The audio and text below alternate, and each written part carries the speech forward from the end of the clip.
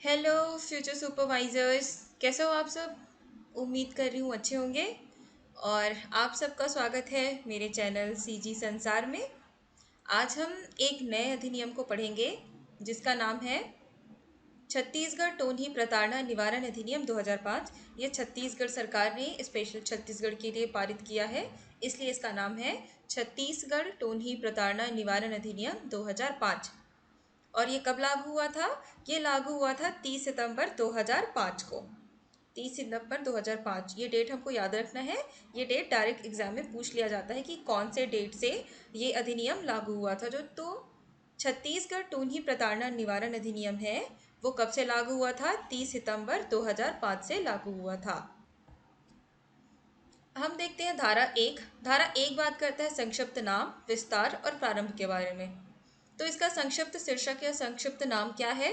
वही छत्तीसगढ़ टोनी प्रताड़ना निवारण अधिनियम 2005। और विस्तार कहाँ होगा? पूरे छत्तीसगढ़ में होगा। और प्रारंभ अभी हमने देखा था कहाँ कब हुआ था प्रारंभ? 30 सितंबर 2005 से इसका प्रारंभ हुआ था। 30 सितंबर 2005 से इसका क्या हुआ था? प्रारंभ हुआ था। धारा 2 बात करता है परिभाषाओं के बारे में। हमने पहले ही पढ़ रखा है कि धारा 2 हमेशा जो होता है वो परिभाषाओं के बारे में ही होता है। तो इसमें टोन्ही का परिभाषा दिया गया है। टोन्ही का मतलब होता है, टोन्ही, टोन्हा या डायन किसी ऐसे व्यक्ति को बोलते हैं जो किसी जीवित व्यक्ति, पशु या पेड़ पौधों को नुकसान पहुंचाता है। कैसे? जादू, टोना, टोटका ये सब करके, या बुरी नज़र या फिर काला जादू करके अगर कोई इंसान किसी जीवित व्यक्ति, वस्तु या जीवित व्यक्ति या पशु को नुकसान पहुंचाता है तो उसको हम टोन्ही कहते हैं या टोन्हा कहते हैं या डायन कहते हैं। और पहचानकर्ता किसी ऐसे इंसान को बोलते हैं जो टोन्ही को पहचानता है। तो ऐसे इंसान को हम क्या बोलते हैं? पहचानकर्ता बोलते हैं। अब बात करते हैं हम ओझा की। तो ओझा किसको बोलते हैं? ओझा या किसी भी अन्य नाम से जाना जा सकता है। तो ओझा या बैगा ओझा या बैगा कहते हैं इनको। ओझा और बैगा ये दावा करते हैं कि जो भी बुरी नज़र या काला जादू या टोना टोटका करके अगर जो टोनी होती है वो किसी व्यक्ति या जानवर को नुकसान पहुंचाई हुई होती है तो उनको ठीक करने के लिए या उनके इलाज करने की शक्ति रखने वाला जो व्यक्ति होता है उनको ओझा कहते हैं। और ये कौन सी शक्ति का उपयोग करके उस चीज़ को ठीक करते हैं? तो झाड़ फूक, टोटका या तंत्र मंत्र की विधा से जो ओझा होते हैं वो टोन्ही द्वारा किए गए कार्य को ठीक करते हैं या फिर उनको इलाज करने की शक्ति रखते हैं। ऐसे इंसान को हम क्या बोलते हैं? ओझा बोलते हैं। और हानि, यहाँ पे हानि किसके संदर्भ में परिभाषित किया गया है? तो हानि को, टोन्ही को, अगर किसी व्यक्ति को टोन्ही मानकर उनको हम प्रताड़ित करते हैं तो उस केस में हानि की परिभाषा दी गई है। हानि में क्या बोला गया है? किसी प्रकार की शारीरिक, मानसिक या आर्थिक क्षति और या उनके प्रतिष्ठा को नुकसान करना शामिल है हानि में। उनको शारीरिक कष्ट देना, मानसिक कष्ट देना, मानसिक प्रताड़ित करना, आर्थिक रूप से उनकी क्षति करना या उनकी प्रतिष्ठा को नुकसान पहुंचाना, ये हानि में आता है। धारा 3 क्या बात करता है? धारा 3 बोलता है, धारा 3 इस कानून के कठोर होने के बारे में बात करता है। क्या बोलता है धारा 3?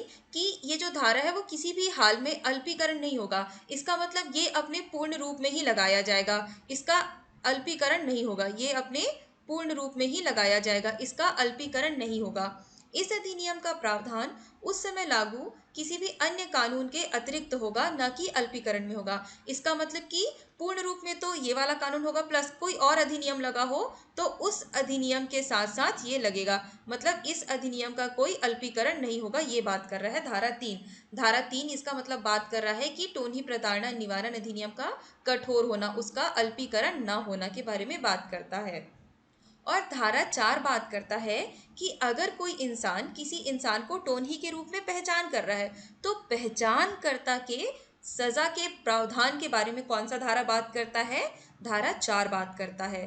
तो धारा 4 बताता है कि अगर कोई इंसान पहचान करता है तो उसे 3 साल का कठोर कारावास होगा प्लस जुर्माना भी होगा उसे। तो 3 साल का कठोर कारावास प्लस जुर्माने की सजा दी जाएगी अगर कोई इंसान किसी इंसान को टोन्ही के रूप में पहचान करता है, तो उसे 3 साल का कठोर कारावास और जुर्माना का सजा होगा।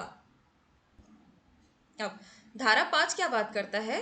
धारा 5 बात करता है कि धारा 4 में तो हमने पढ़ा था कि कोई व्यक्ति अगर सिर्फ किसी को पहचान करता है टोन्ही के रूप में, तो पहचानकर्ता के लिए 3 वर्ष का कारावास था प्लस जुर्माना का प्रावधान था।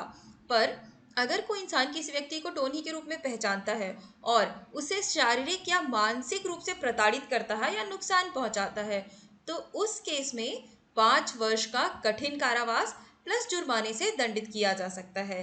ठीक है, 5 वर्ष का कारावास या प्लस जुर्माना, 5 वर्ष का कारावास या जुर्माना या दोनों से ही दंडित किया जा सकता है अगर कोई पहचान करता शारीरिक या मानसिक रूप से नुकसान पहुंचाता है किसी व्यक्ति को, तो 5 वर्ष का कठिन कारावास और जुर्माने से दंडित किया जाएगा।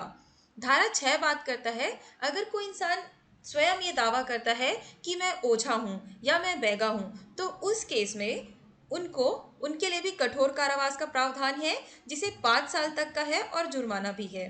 तो अगर कोई व्यक्ति खुद आके बात करता है कि मैं ओझा या मैं बैगा हूँ और तंत्र मंत्र झाड़ फूक या टोटका के द्वारा टोन्ही द्वारा किए कार्य को मैं पलट सकता हूँ, उनके वास्तविक रूप में किसी इंसान को या किसी जानवर को ला सकता हूँ, तो इस केस में कठोर कारावास होगा कितने साल का? 5 साल का। और जुर्माना कितना होगा? जुर्माना के बारे में नहीं बताया गया, बस बोला है कि जुर्माना भी लगाया जा सकता है। तो 5 साल का कठोर कारावास प्लस जुर्माना की सजा होगी, धारा 6 के अनुसार बात की गई है। अब हम देखते हैं धारा 7 के बारे में।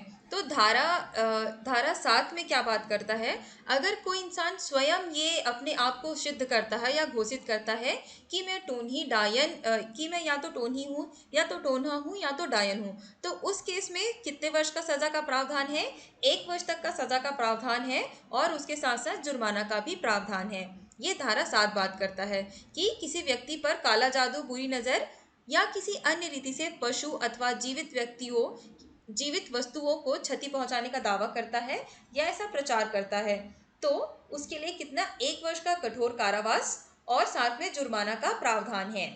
और धारा 9 बात करता है कि अपराध का विचारण कौन करेगा? तो अपराध का जो संज्ञान है वो कौन लेंगे? प्रथम श्रेणी के न्यायिक मजिस्ट्रेट या दंडाधिकारी लेंगे। तो धारा 9 के तहत जो टोन्ही प्रताड़ना अधिनियम के तहत जो संज्ञान लेंगे वो कौन होंगे? प्रथम श्रेणी के न्यायिक दंडाधिकारी होंगे। ठीक है, प्रथम श्रेणी के न्यायिक दंडाधिकारी होंगे। और धारा 10 बात करता है अपराध का संज्ञेय होना और गैर जमानती होना। इसका मतलब टोन्ही प्रताड़ना अधिनियम के तहत जमानत नहीं मिलेगी और संज्ञेय बिना वारंट के गिरफ्तारी होगी। अपराध संज्ञेय और गैर जमानती होंगे।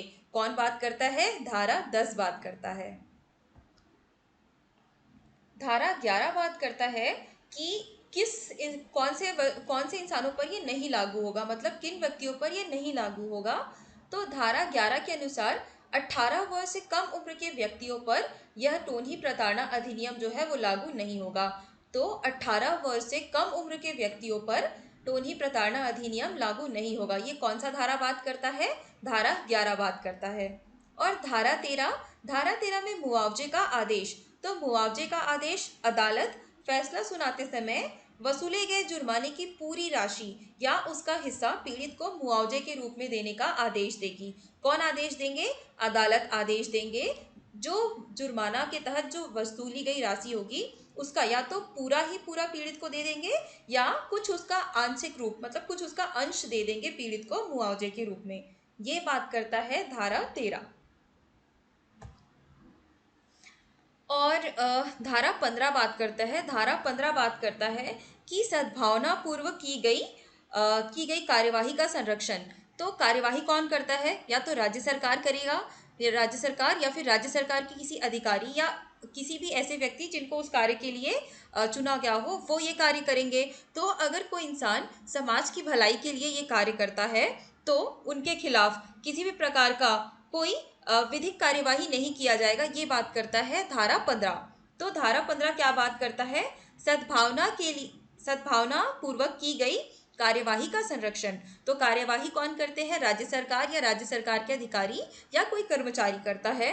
तो अगर वो किसी अच्छे इंटेंशन से काम किए हैं समाज की भलाई के लिए और वो समाज में सद्भावना फैलाना चाहते हैं, तो ऐसा कोई सद्भावना पूर्वक कोई कार्य किया गया है तो उनके लिए संरक्षण का बात करता है। तो इसके तहत कोई भी विधिक कार्यवाही नहीं की जाएगी राज्य सरकार या राज्य सरकार के अधिकारी या कर्मचारियों के ऊपर। और धारा 16 बात करता है राज्य सरकार की नियम बनाने की शक्ति के बारे में। तो राज्य सरकार अधिसूचना द्वारा इस अधिनियम के प्रावधानों को क्रियान्वित करने के लिए नियम बना सकती है। धारा 16 बात करता है राज्य सरकार की नियम बनाने की विधि। दोस्तों, खत्म हो गया हमारा छत्तीसगढ़ टोनही प्रताड़ना निवारण अधिनियम। और धन्यवाद आप सबका मेरे चैनल सीजी संसार में बने रहने के लिए। आशा करती हूँ कि आज का लेक्चर आपको समझ आया होगा। हम जटिल या क्लिष्ट लैंग्वेज में ना समझते हुए बहुत ही सरल भाषा में टोनही प्रताड़ना अधिनियम को समझने की कोशिश किए हैं। तो अगर आपको समझ आया है तो आप प्लीज़ कमेंट में बताइए कि आपको अच्छा लगा या नहीं लगा ये मेरा जो वीडियो था वो। तो थैंक यू आपका मेरे चैनल सीजी संसार में बने रहने के लिए।